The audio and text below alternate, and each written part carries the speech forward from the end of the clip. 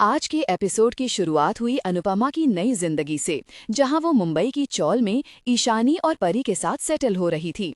अनुपमा और बच्चे चौल पहुंचे तो सब बहुत खुश हुए, लेकिन उसके अनुपमा ने तुरंत ही ईशानी और परी को काम पे लगा दिया कि अगर नहाना है तो पानी खुद ही भरना पड़ेगा।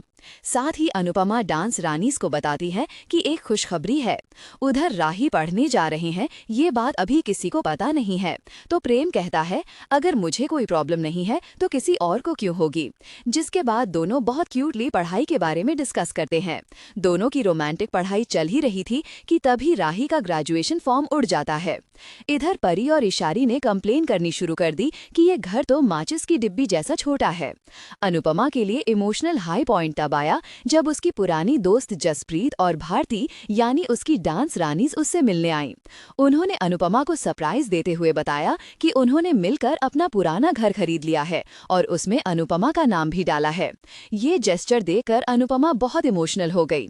वहीं राही का फॉर्म उड़ते हुए मोतीबा के पास पहुंच गया तो प्रेम ने खुद से ही मोतीबा को उसकी पढ़ाई के बारे में बता दिया।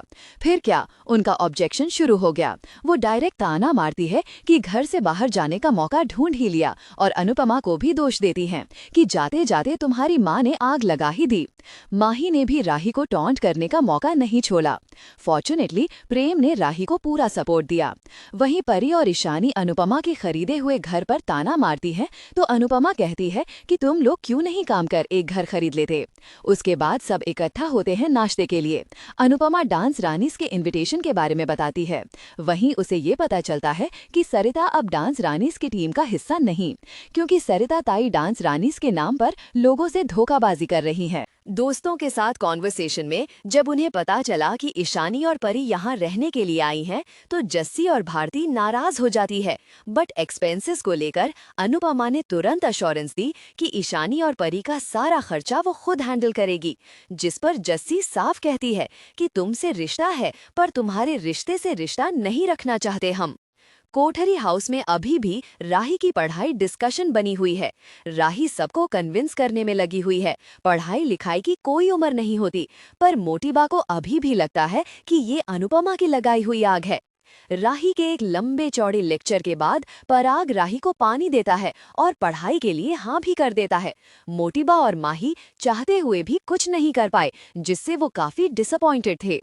दूसरी तरफ अनुपमा ईशानी और परी को बिना बताए लाने के लिए सॉरी बोलती है और साथ ही ये भी कहती है कि अगर इन लोगों ने कोई भी प्रॉब्लम खड़ी की तो वो उन दोनों को वहां से तुरंत लेकर चली जाएगी।